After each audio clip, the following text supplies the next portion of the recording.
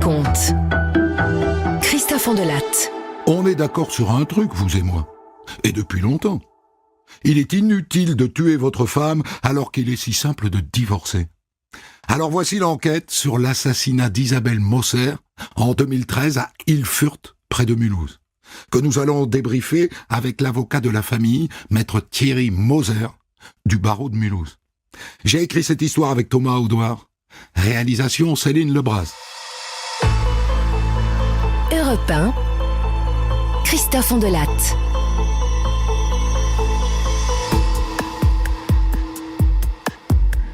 C'est l'histoire d'une maman, Isabelle Moser, qui en septembre 2013, à Ilfurt, près de Mulhouse, ne va pas chercher ses enfants à l'école, ni à midi pour déjeuner, ni le soir à 5 heures. Alors vous allez me dire, elle a peut-être eu un contretemps au travail, mais non, elle est au chômage. Et puis ne pas venir chercher ses gosses, ça n'est pas du tout son genre. Et en plus, elle n'a prévenu personne, ni son mari Eric, ni sa sœur Karine, ni son beau-frère Ludovic. Oui, là, il faut que je vous explique. Eric, Isabelle, sa sœur Karine et le beau-frère vivent sous le même toit, enfin dans la même maison. Moi, perso, c'est un truc qui ne me plairait pas du tout. Vivre avec ma sœur et mon beauf, ou avec mon frère et ma belle-sœur. Ça m'angoisse totalement. Mais bon, c'est leur choix. Ils ont fait construire une maison ensemble, il y a 12 ans, rue du Château. Mais attention, hein, chacun a son propre appartement. Faut pas pousser mémé dans les orties. Mais bon, ils vivent comme ça, côte à côte, depuis 12 ans. Bon, revenons-en à la disparition d'Isabelle. Sa mère, évidemment, est tout de suite inquiète. Et sa fille Karine essaye de la rassurer. « Écoute maman, je suis en train de rentrer à la maison. Je t'en dirai plus quand je serai arrivé. » En route, Karine, la sœur, appelle son beau-frère Eric, qui est donc le mari d'Isabelle. « Eric, t'es au courant ? Je suis inquiète. Isabelle n'est pas allée chercher les enfants à l'école. »« Ouais, je suis inquiet moi aussi. J'essaye de l'appeler depuis midi, je lui ai laissé un message, elle m'a pas rappelé. On se retrouve à la maison. »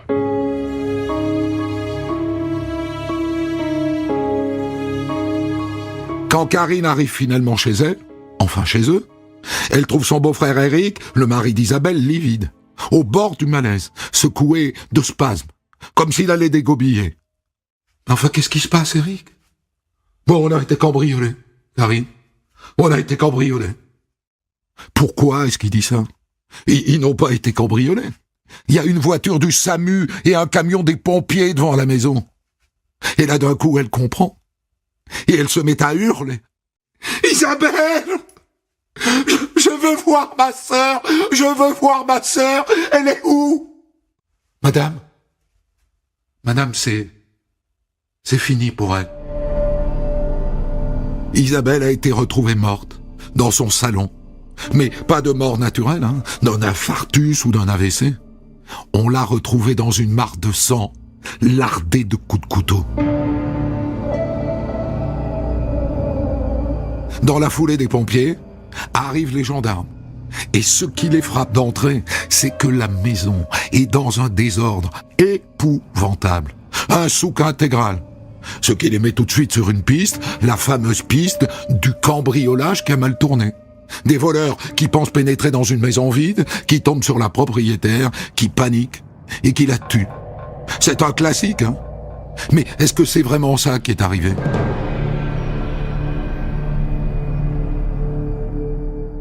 Vous vous doutez bien que si je suis là, ça n'est pas pour vous raconter une histoire de monte en l'air qui pète les plombs, n'est-ce pas ?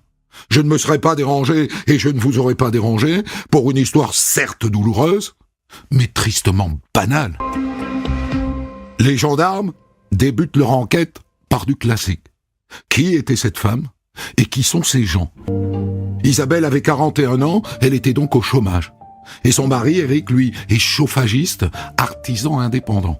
Sa petite entreprise marche plutôt bien. Ils ont une petite fille de 6 ans. Et Isabelle, d'après ce qu'on dit, était plutôt timide, réservée, introvertie. Alors qu'Eric, son mari, toujours d'après ce qu'on dit, hein, c'est une grande gueule. Et puis il y a donc cette singularité, cette vie en semi-communauté dans la même maison avec la sœur d'Isabelle et son mari Ludovic. Semi-communauté, enfin. Ce qui est commun, c'est surtout le jardin et la piscine. Hein. Pour le reste, je vous l'ai dit, chacun a son appartement, avec juste une porte entre les deux, dans la cave. Et les enfants, qui sont donc cousins, ont quasiment le même âge. C'est commode, hein. Le mercredi, le week-end, ils jouent ensemble dans le jardin, du matin au soir. La sœur d'Isabelle, Karine, est bien entendu interrogée par les gendarmes. Je préfère vous prévenir tout de suite. Mon beau-frère Eric, c'est un impulsif. Alors on vient de tuer sa femme.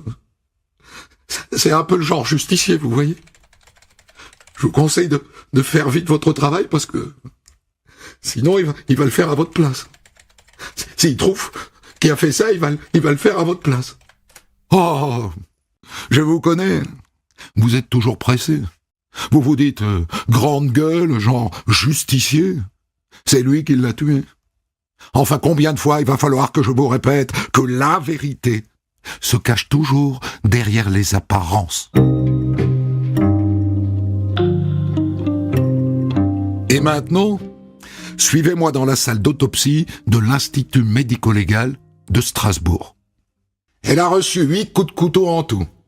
7 dans le dos et 1 au thorax. Et quel genre de couteau, docteur? Je pencherais pour un couteau de cuisine, dont la lame ferait aux alentours de 15 cm. Quelque chose de particulier dans ces coups de couteau, docteur? Oui. Ça ne sont pas des coups francs, nets. Il y a eu comme une sorte de va-et-vient avec la lame. Et c'est bien sûr ça qui a provoqué la mort, docteur. Oui, bien entendu. Les coups ont perforé le poumon, ce qui a entraîné naturellement un arrêt cardiaque. Est-ce qu'elle est morte immédiatement? Pas tout à fait, mais très vite. Je dirais dans les 4 minutes. Et l'heure de la mort? Ça, pardon, mais je ne vais pas pouvoir répondre très précisément. Ma réponse ne va pas beaucoup vous aider. Je dirais qu'elle est morte entre 8h20, 8h15 du matin et 2h15 de l'après-midi. Effectivement, c'est une plage horaire assez large, de presque 6 heures. Les gendarmes vont devoir faire avec.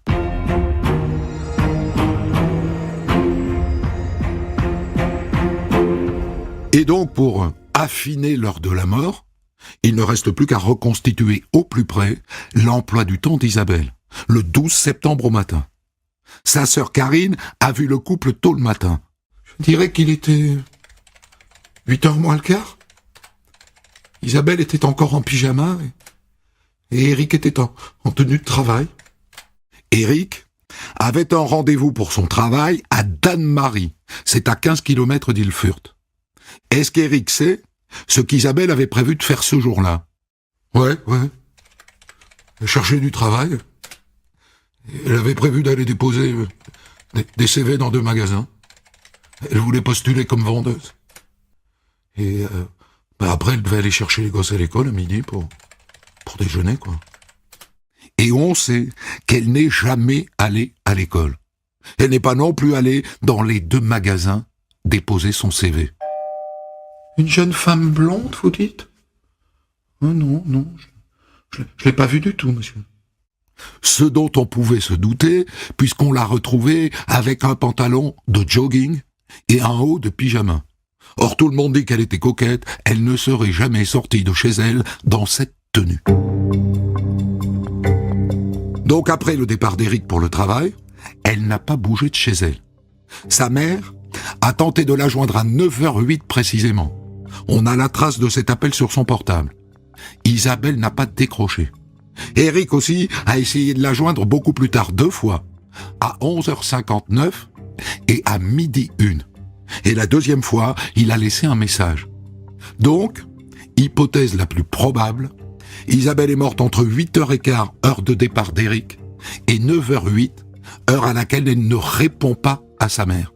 Hypothèse, parce que elle ne lui a peut-être pas répondu, parce qu'elle était occupée à faire autre chose.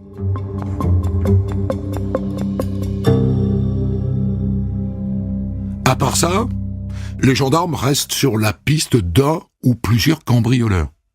Même si quelques détails les chagrinent. Il n'y a pas de trace d'effraction, ni sur la porte, ni sur les fenêtres. Et puis certes, la maison a été retournée, je vous l'ai dit, c'est un souk intégral. Enfin, d'habitude, les voleurs prennent les ordinateurs, les téléphones portables. Et là, selon Eric, ils se sont contentés de prendre de l'argent. Ouais, il y avait de l'argent dans une enveloppe sur le bureau. Et l'enveloppe est plus là, quoi. Et combien y avait-il ? Il y avait 500 €. Mais les ordinateurs et les portables sont là, à leur place. Bref, ce cambriolage ressemble à une mise en scène. Parce que quel sens ça a d'ouvrir le placard de la cuisine, de balancer les rouleaux de sopalin au milieu de la pièce ? Dans la foulée de la découverte du corps, les gendarmes ont bien sûr fait venir leurs experts, leurs TIC, leurs techniciens en identification criminelle. Ils ont ratissé la maison à la recherche de poils, de cheveux et d'empreintes digitales. Ils ont prélevé plus de 300 échantillons, qui ont été tous envoyés au laboratoire de la gendarmerie de Rosny-sous-Bois, en banlieue parisienne. Alors, qu'est-ce que ça donne ? Eh bien, pas grand-chose, hein. Essentiellement l'ADN des membres de la famille, sauf un, sur la poignée d'une porte qui mène au garage. Et sur ses vêtements, rien non plus ? Non. Juste l'ADN de la victime et celui de son mari. Décidément, les gendarmes n'ont pas de chance. Le dimanche qui suit le meurtre, une marche blanche est organisée à Erfurt. Elle rassemble 600 personnes, dont le maire et le député du coin.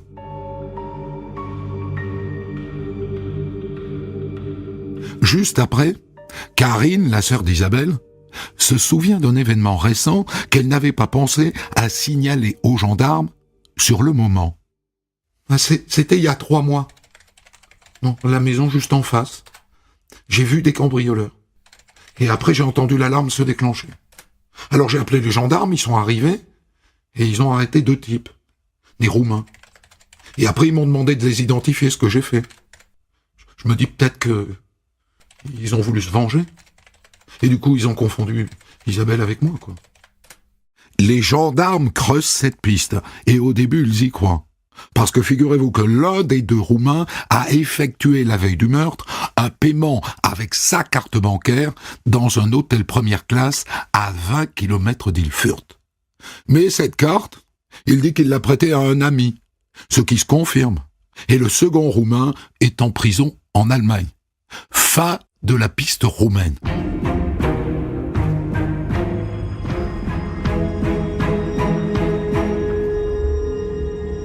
Faute de mieux, les gendarmes font alors ce qu'on appelle l'entourage. Et là, ils tombent sur une amie d'Isabelle Moser qui les met sur une piste. Je dis ça au cas où, hein. Mais il y a un gars qu'elle aimait pas trop, Isabelle. C'est un copain d'Eric. Elle le recevait à la maison, hein. Mais elle se forçait, quoi. Et qu'est-ce qu'elle lui reprochait ? Il était macho, genre relou, vous voyez ? Mais cette piste ne va pas plus loin, le relou a un alibi le jour du meurtre.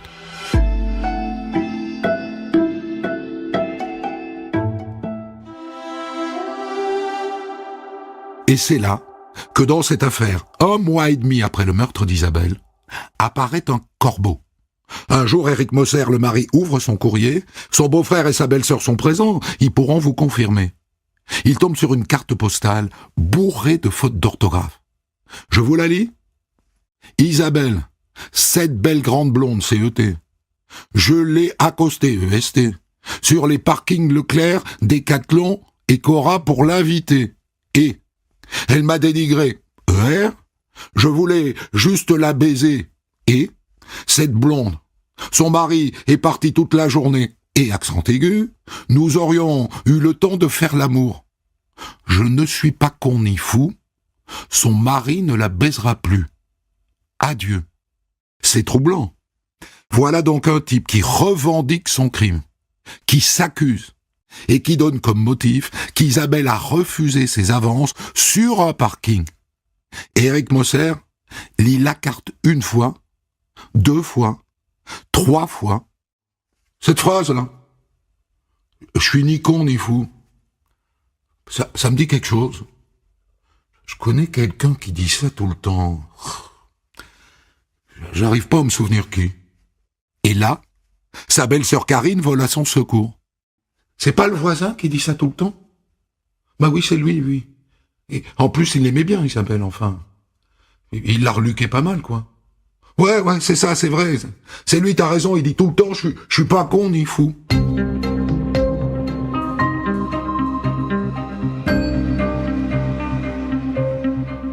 Éric Moser appelle donc les gendarmes et il leur donne la carte postale. Et il les met sur la piste de ce voisin qui n'est ni con ni fou. Les gendarmes se penchent discrètement sur son cas. Ils étudient son téléphone portable, ses emails, ses SMS, et ils se rencartent sur son emploi du temps le jour du meurtre. Ça ne peut pas être lui. Il était peut-être amoureux transi d'Isabelle, mais ça n'est pas lui. En revanche, la carte postale, elle est bien réelle. Et elle est là, posée sur le bureau de la juge d'instruction. Et le chef d'enquête de la gendarmerie est là avec elle. Est-ce qu'on ne devrait pas faire une expertise en écriture, hein, auprès de l'entourage? Oui, d'accord, madame la juge. On va faire ça. Et là, je veux m'arrêter 2 secondes et demie. Parce que par facilité, souvent, on appelle ce genre d'expertise de la graphologie. On ne devrait pas. La graphologie est une science à la noix qui prétend expliquer qui vous êtes. Là, on parle d'expertise en écriture. Ça n'a rien à voir. Il s'agit de comparer scientifiquement telle et telle caractéristique d'une écriture. Telle manière d'écrire le F, le G, le R, etc. Et donc, on compare l'écriture de la carte postale à celle des voisins, des amis et de la famille d'Isabelle. Bon, j'ai terminé mon expertise. Je suis désolé, mais ça n'aboutit à rien. Aucune similitude. Bon, je vous envoie mon rapport, néanmoins.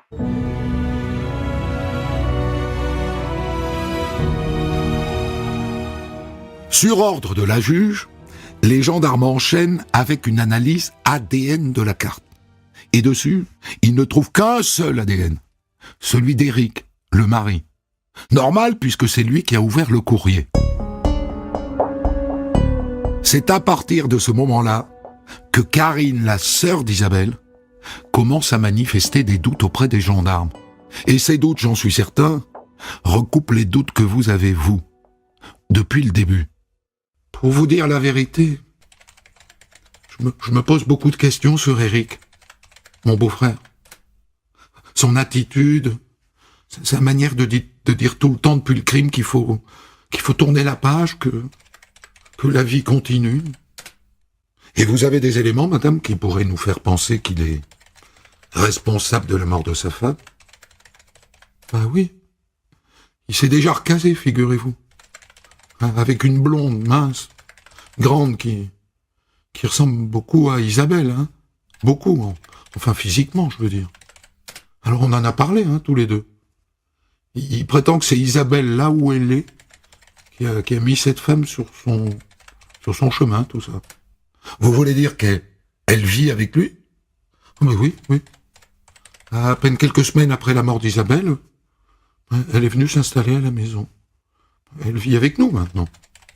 Bon, moi, autant vous dire que cette femme, quand je la vois, qui ressemble tellement à ma sœur, je trouve ça très douloureux, quoi. J'ai eu un peu de mal à m'y faire, Et lui, qu'est-ce qu'il vous dit à son sujet?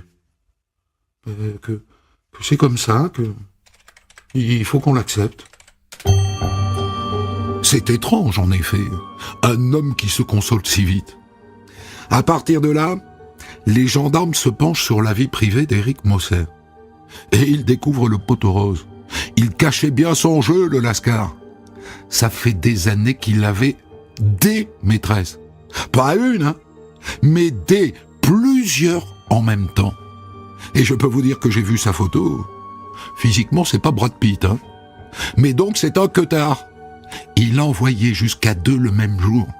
Sur son temps de travail, bien sûr, mais aussi le week-end, en inventant des urgences. Je vous rappelle qu'il est chauffagiste. Et les chauffages, c'est connu, ça tombe en panne. En étudiant sa ligne téléphonique, les gendarmes s'aperçoivent que dans le lot, il avait une chouchou, qu'il voyait plus souvent que les autres. Et cette femme, les gendarmes la convoquent. « Oui, c'est vrai, j'ai une liaison avec Eric. Et il me promettait tout le temps, on va vivre ensemble, je vais divorcer. » Et puis ça venait jamais, quoi. Il me baladait. Et donc un jour, je lui ai dit, j'en ai marre, puisque c'est comme ça, je veux plus te voir. Et ça s'est passé quand, cette dispute, madame? Eh ben, le 11 septembre, la veille de la mort de sa femme.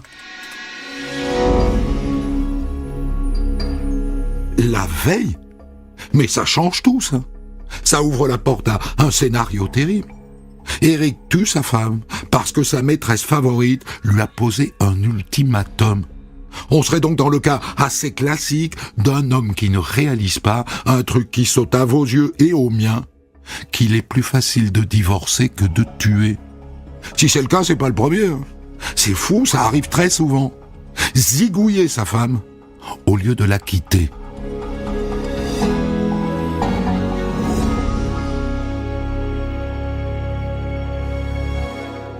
Alors, les gendarmes se mettent à décortiquer l'emploi du temps d'Eric le jour du crime. Lui a toujours dit qu'il a quitté la maison à 8h15. Et c'est corroboré par le témoignage d'un voisin qui l'a vu partir. Et Eric dit aussi que ce matin-là, il avait un rendez-vous à Dannemarie, à 15 km, où il est arrivé à 8h30. Alors les gendarmes vont interroger sa cliente. « Ah, mais il n'est pas du tout arrivé à 8h30, monsieur Moser. Je dirais qu'il est arrivé à 9h passées, dans les 9h05. » Ça change tout, ça. Il lui faut un peu plus d'un quart d'heure pour aller à Dannemarie. C'est donc qu'il n'est pas parti de chez lui à 8h15. 9 mois après la mort de sa femme, Eric Moser est donc placé en garde à vue. Monsieur Moser, selon vos dires, vous quittez le domicile conjugal le matin du crime à 8h15. Vous dites ensuite que vous avez un rendez-vous à Dannemarie avec une cliente et que vous êtes arrivé chez elle un quart d'heure plus tard, c'est-à-dire à 8h30. Or, nous avons vérifié auprès de votre cliente. Elle affirme qu'en vérité, vous êtes arrivé chez elle après 9h. Sachant qu'il faut un peu moins de 20 minutes pour faire le trajet entre votre domicile et celui de votre cliente à Dannemarie, il y a donc un trou dans votre emploi du temps, monsieur, de près d'une demi-heure. Alors je vous pose la question, qu'avez-vous fait pendant cette demi-heure, monsieur Moser? Je chargeais la camionnette. Et puis il y avait des travaux sur la route, ça m'a ralenti forcément. J'y suis pour rien, moi, dans la mort de ma femme, j'y suis pour rien.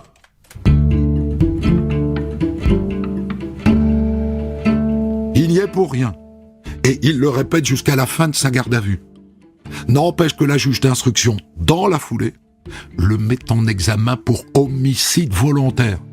Sans aveu, sans preuve, sur la base d'un sentiment, d'une impression, et puis de ce trou dans son emploi du temps, et puis des maîtresses, de celle qui a remplacé si vite Isabelle, et de ce cambriolage qui a l'air bidon, et aussi du côté grande gueule du bonhomme.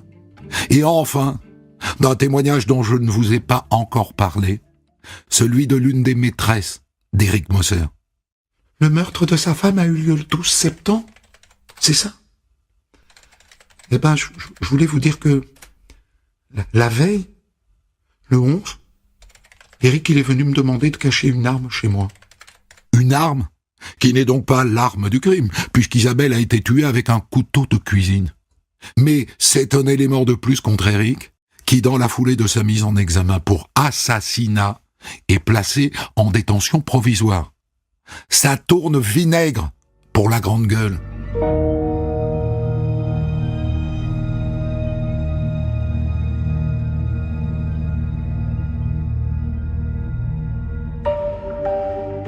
Le procès d'Eric Moser s'ouvre devant la cour d'assises de Colmar le 13 mars 2017, 3 ans et demi après le crime.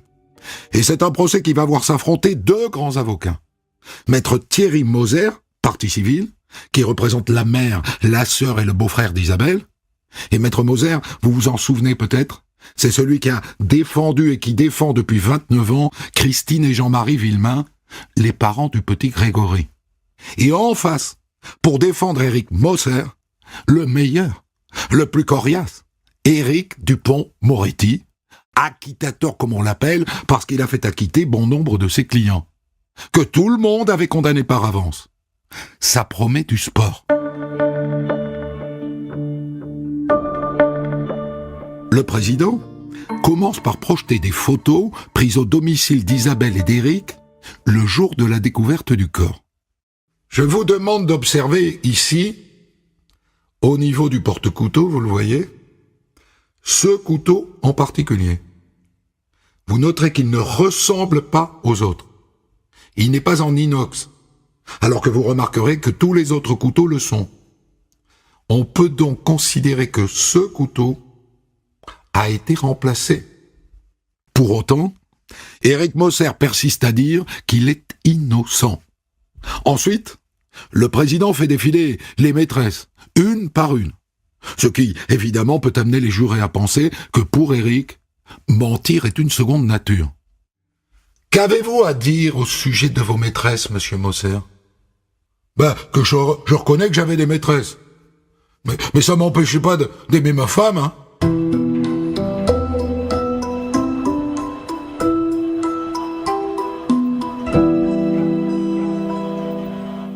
À la fin, l'avocat général requiert 20 années de réclusion criminelle pour Éric Moser. Et à la toute fin, Éric Dupond-Moretti prend la parole en dernier.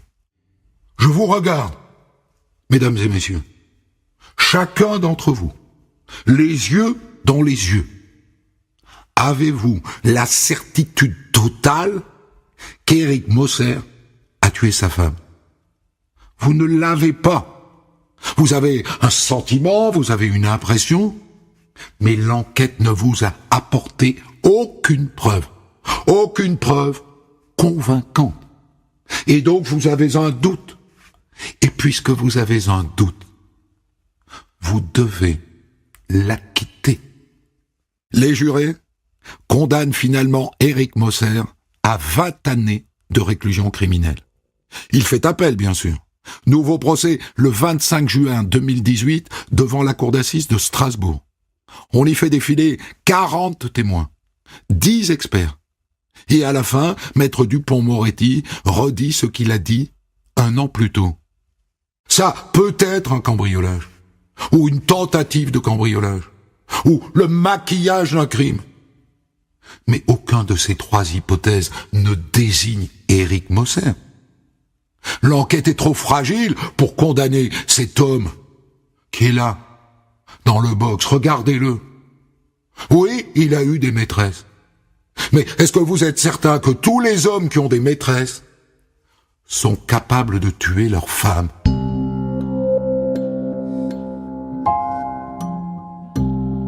Acquittateur va-t-il encore frapper ? Eh ben non. Éric Moser est à nouveau condamné à 20 ans de réclusion criminelle. Voilà donc pour cette histoire que nous allons débriefer maintenant avec maître Thierry Moser. Vous étiez donc, maître Moser, partie civile dans ce dossier. Vous avez défendu les intérêts de la sœur, Karine, de la mère et donc du beau-frère. Et je signale d'ailleurs au passage un livre qui paraît chez Lavalette Noyer éditeur, Parole d'avocat, dans laquelle vous évoquez brièvement cette affaire-là précisément. Alors un premier mot sur le verdict qui a été confirmé en appel. Est-ce que 20 ans, c'est ce que vous espériez et ce qu'espérait la famille ? Ce que nous espérions, c'est une déclaration de culpabilité. Nous avions face à nous donc un mari très combatif, qui était secondé par un avocat dont la pugnacité n'est plus à démontrer. Et dans ce dossier complexe, nous avions uniquement ce qu'on appelle dans mon jargon un faisceau de présomption, c'est-à-dire des indices de culpabilité, des suppositions, des supputations, des hypothèses, mais nous n'avions aucune preuve décisive, aucune preuve déterminante.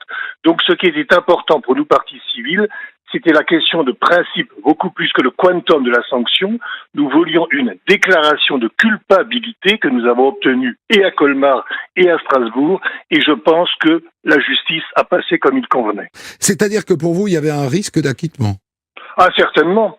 Certainement, le procès était difficile, a duré pratiquement une semaine devant les deux juridictions criminelles. Et donc, face à Pierre Schultz, mon associé et moi, nous avions Dupond-Moretti et sa collaboratrice, un duo très très combatif, très très habile. Et effectivement, vu la faiblesse ou la fragilité du dossier que je viens d'évoquer, on pouvait redouter un acquittement au bénéfice du doute. Parce que finalement, réfléchissons bien 2 secondes, nous n'avions que des suppositions, nous n'avions aucun aveu de la part de Mosser ou quelque chose qui pourrait ressembler à un aveu. Nous n'avions aucun témoin direct du crime. Personne n'a pu dire telle personne a frappé, les coups ont été portés de telle et telle façon. Nous n'avions aucun témoin direct du crime.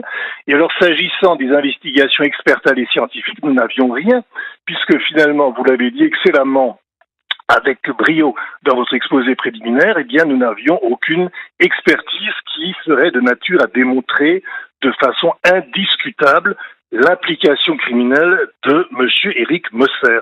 Et puis alors, finalement, on avait évidemment cet argument tiré de l'infidélité de Éric Mosser, comment dirais-je, son appétit pour les maîtresses. Mais enfin, c'est une présomption, ce n'est pas une preuve en soi. Il y a pas mal, je crois, de maris volages qui pour autant ne deviennent pas des meurtriers de leurs conjoints, heureusement d'ailleurs. Et donc vous voyez bien que nous n'avions pas devant la cour d'assises d'éléments de preuve décisifs. Et effectivement, je redoutais avec la famille un acquittement au bénéfice du doute et fort heureusement, tel n'a pas été le cas, puisque vous l'avez retracé, condamnation d'une part en première instance à Colmar et ensuite à Strasbourg. On est d'accord, c'est un peu une parenthèse dans le dossier, mais on est d'accord que Dupond-Moretti était un avocat, avant de devenir ministre, absolument surdoué. Ah, tout à fait. Il avait d'immenses qualités. C'est un bosseur, il connaît ses dossiers sur le bout du doigt. C'est un orateur brillantissime. Il sent également dans quelle direction va souffler le vent à la cour d'assises. Il a l'intuition de ce qui se passe dans le ciboulot, dans le crâne des jurés. Non, il est formidablement redoutable et formidablement habile. Alors, il a évidemment, comme vous et moi, 2 gros défauts qui sont les revers de ses qualités. Surtout comme Surtout comme vous dites comme vous et moi. Ah ben surtout comme moi, c'est évident. Au premier chef, oui, je n'osais pas me citer en premier, voilà. Ce serait prétentieux. Il a de gros défauts, comme tout un chacun, et notamment, il a une certaine brutalité dans sa façon de s'adresser aux gens, que ce soit les magistrats, les témoins, les parties civiles. Il y a chez lui une certaine agressivité qui est tout à fait désagréable et que je crois nuisible à la sérénité de la justice criminelle. Et je pense que ce péché mignon, chez lui, a pu lui jouer, notamment dans ce procès, un mauvais tour. Alors, j'imagine qu'il y a une grande frustration pour vous et pour vos clients, c'est de ne pas connaître totalement le moteur de cet assassinat, puisque Mosser n'a jamais avoué. Donc on en est réduit à des supputations. Qu'est-ce que vous supputez, vous ? D'abord, une observation générale qui est la suivante. J'ai fait ce métier pendant 47 ans, j'ai vécu pas mal de procès d'assises, et j'ai constaté que fréquemment, ou presque toujours, le procès criminel n'apporte de loin pas la réponse à toutes les questions que l'on se pose les uns et les autres. C'est une frustration naturellement pour la partie civile, mais c'est vrai que souvent à l'issue d'un procès, on reste sur sa faim.